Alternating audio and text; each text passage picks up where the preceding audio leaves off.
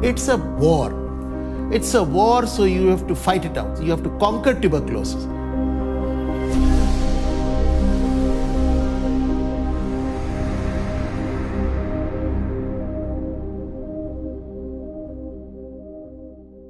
From very beginning, I still remember telling many people that I wanted to be a doctor. And believe me, now I'm very thankful for it. Anjali, कितनी उम्र है तुम्हारी? 16 साल की है. TB or tuberculosis, because it's an infectious disease, it spreads in the community by air. So if you stop the patient from transmission of the disease, you are doing benefit to the society.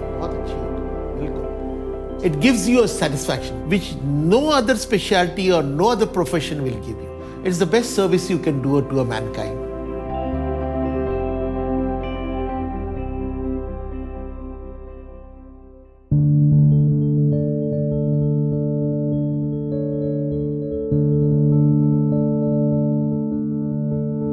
You had innumerable problems with the patient of tuberculosis. TB is a social disease. I have seen ladies being thrown out of their houses, children and senior people being discriminated for having TB, families not being in contact because of tuberculosis.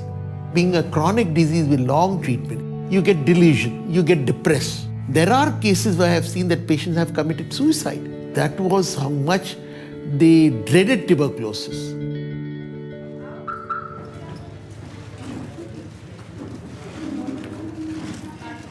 This is the DOT center. These are the first line drugs. This is completely 6 months of treatment.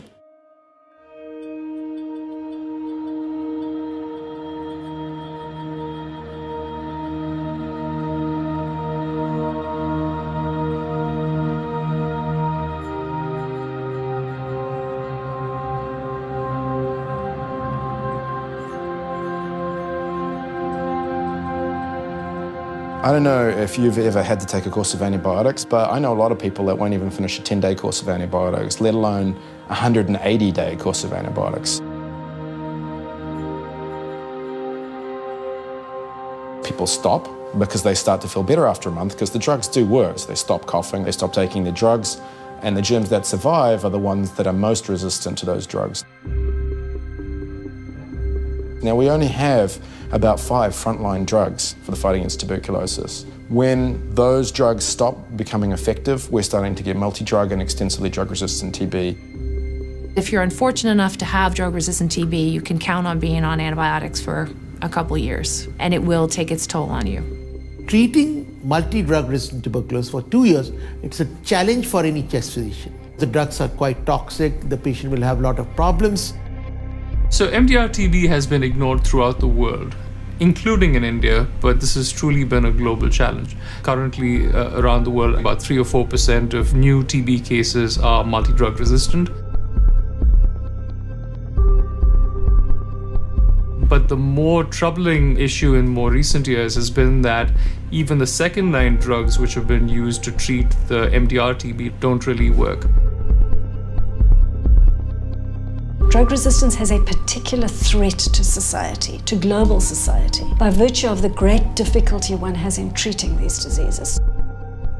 Extensively drug-resistant TB can be up to 1,000 times more expensive to treat. The costs of treating those kinds of tuberculosis are so high that in many countries, they're just a death sentence. We can treat MDR, but we all know that even with the best treatment regimens, you don't have more than 60-70% of people actually surviving and doing well. That's been our experience. It's these very old drugs that we are still actually dreading on to treat the patient.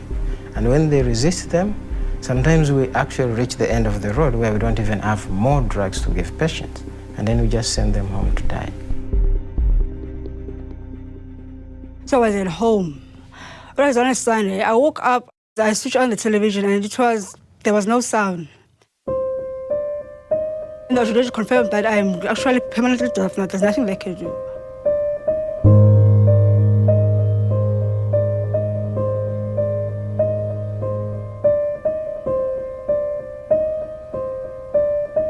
She was on an MDR TB regimen, which includes an injection called kanamycin. The injection that she'd been receiving, she was actually resistant to. So she'd received this injection, which she didn't need, and gone deaf from it.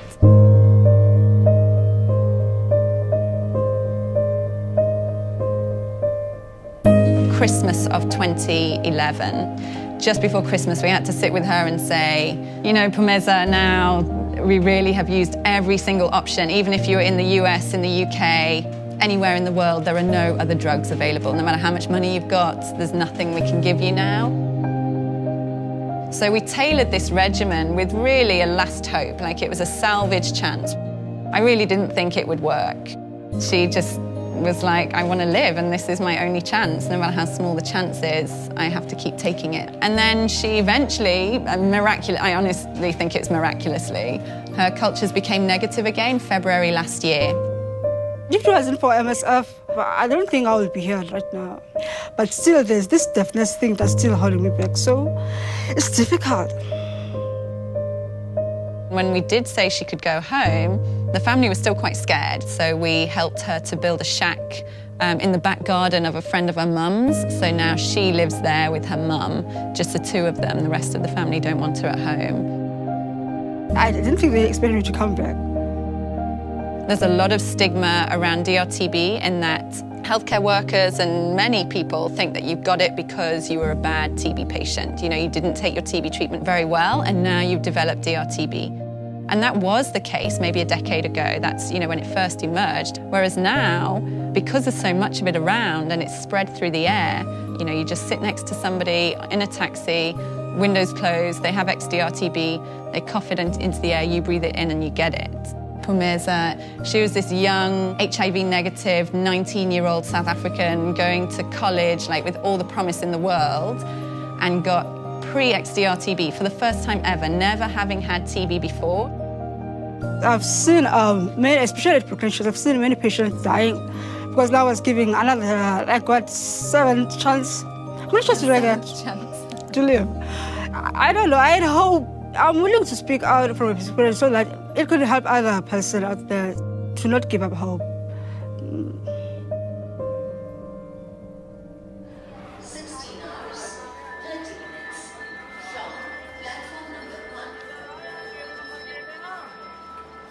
MDR tuberculosis. India has the highest number of cases in the world. We should be able to prevent MDR tuberculosis at any cost.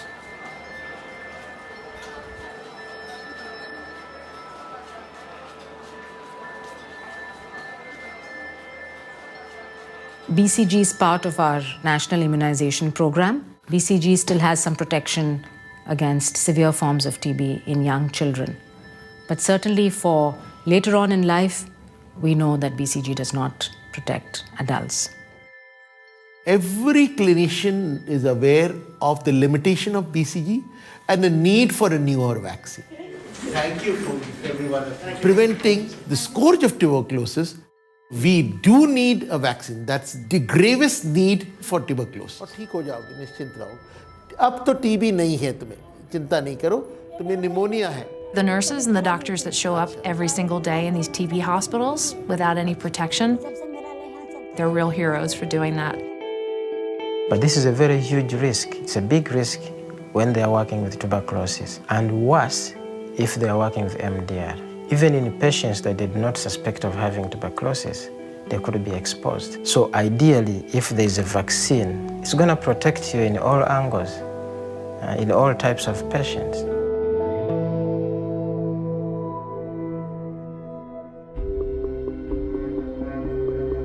Trying to stay one step ahead of tuberculosis is going to be hard. We are in an arms race with the evolution of these pathogens. We grossly underestimated the adaptive ability of microbes. The bugs always outpace the development of antibiotics, and I think we've seen that across all infectious diseases. So prevention would be a much better option. There has been a notion that if we just treat people better, we'll somehow treat our way out of this epidemic. We somehow need to counter this sense of all we have to do is more dots. For instance, in a province like my own, We really have actually been trying to do DOTS very well indeed.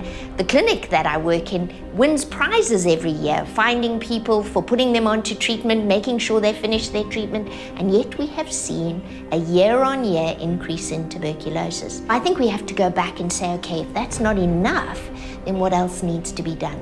We need to fight this war on several fronts. The risk of not investing in TB vaccine research is that we may see more and more drug-resistant TB emerging, which is going to outstrip the development of new drugs.